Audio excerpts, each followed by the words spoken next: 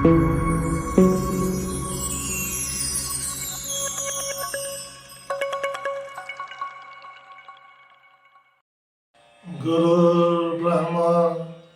गुरुर्विष्णु गुरुर्देव महेश्वर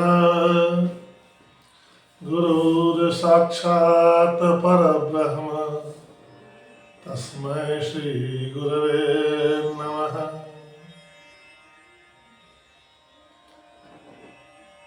एक सच्चा गुरु ईश्वर का स्वरूप होता है। यदि हमें किसी सच्चे गुरु से भेंट हो जाए तो हमारा जीवन ही सफल हो जाता है। गुरु सदाचारी हो, विद्वान हो, परोपकारी हो तो हमारे मार्ग को, हमारे जीवन की राह को उज्जवल कर देता है। पुराणों में एक कथा आती है, महाभारत की कथा है, एकलव्य की गुरु भक्ति का। द्रोणाचार्य कौरवों और पांडवों को युद्ध कला का अभ्यास करवाते थे।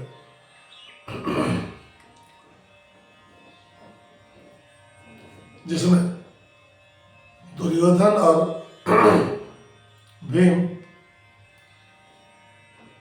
गदा चलाने की कला सीखते थे। अर्जुन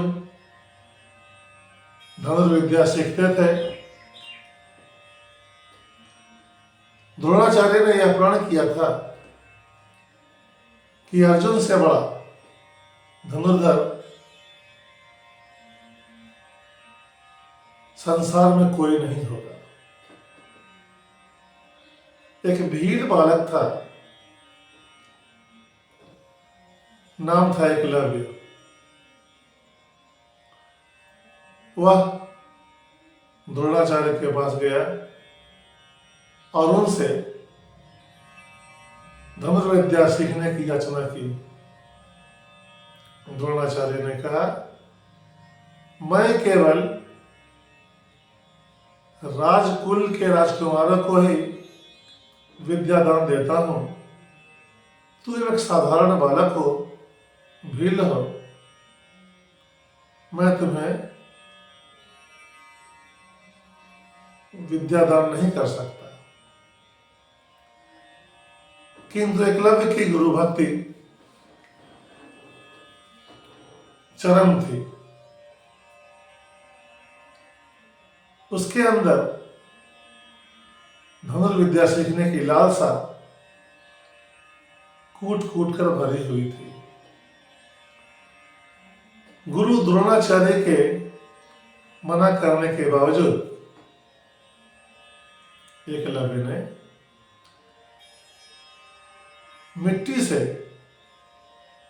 द्रोणाचार्य की एक आदमकद प्रतिमा बनाई और उस प्रतिमा को ही अपना गुरु स्वीकार कर लिया और द्रोणाचार्य की मूर्ति के सामने ही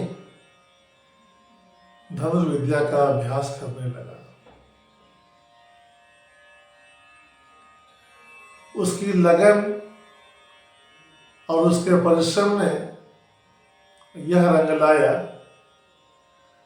कि वह अपूर्व धनुर्धर हो गया।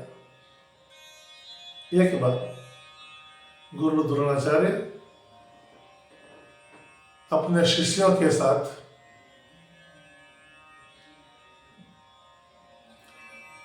जंगल की राह से जा रहे थे। पांडवों के साथ एक कुत्ता रहता था। एकलव्य को धनुर्विद्या का अभ्यास करते देखकर वह कुत्ता जोर जोर से भौंकने लगा। इससे एकलव्य के अभ्यास में खलल पड़ने लगी। एकलव्य ने कुछ बाण लेकर इस प्रकार चलाए कि उस भौंक रहे कुत्ते का मुंह बिल्कुल बंद हो गया। उसे चोट की तो बात ही नहीं कहे, एक खरोच तक नहीं आई और कुत्ते का मुंह धनुष से आविष्ट होकर बिल्कुल बंद हो गया।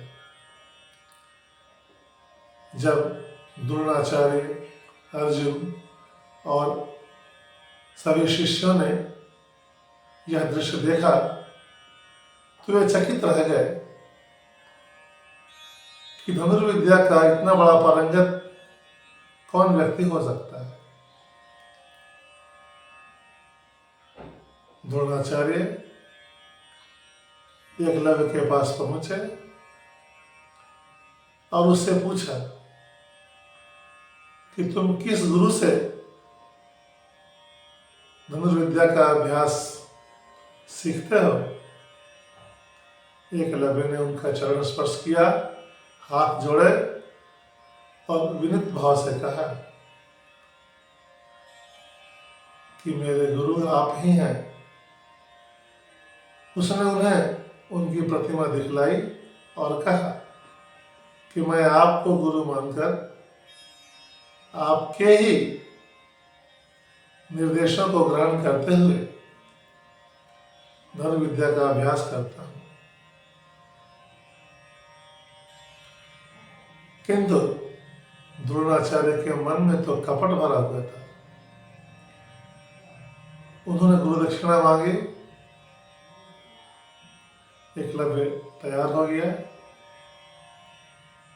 द्रोणाचार्य ने एकलव्य से उसके दाहिने हाथ का अंगूठा मांग लिया।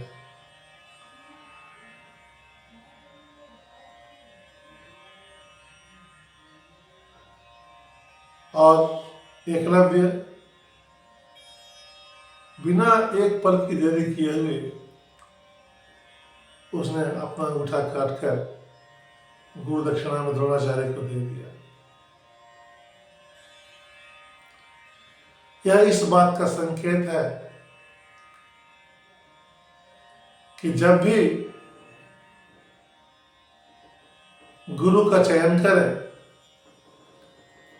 तो उसके स्वभाव का अवश्य परख लें।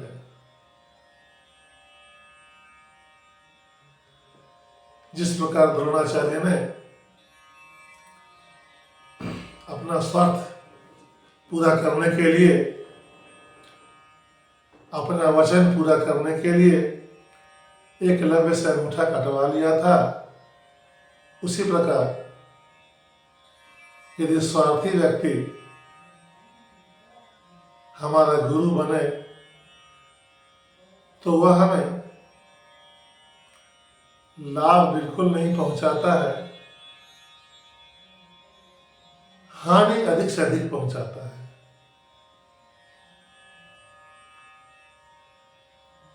लेकिन एकलव्य की एकाग्रता और गुरु भक्ति हमें यह सिखाती है कि संसार में असंभव कुछ भी नहीं है। यदि हम प्रण कर लें तो संसार में असंभव नाम का कोई शब्द नहीं है। हम सभी जब अपना लक्ष्य निर्धारित करते हैं तो साथ में अवश्य यह प्रण कर ले कि मुझे इस लक्ष्य की प्राप्ति करनी है, तो अवश्य ही वह लक्ष्य हमें प्राप्त हो जाएगा। इस कथा के आधार पर हम अपना जीवन भक्तिमय बना सकते हैं, माता पिता गुरु की भक्ति कर सकते हैं और पुण्य अर्जित करके सुख भोग सकते हैं।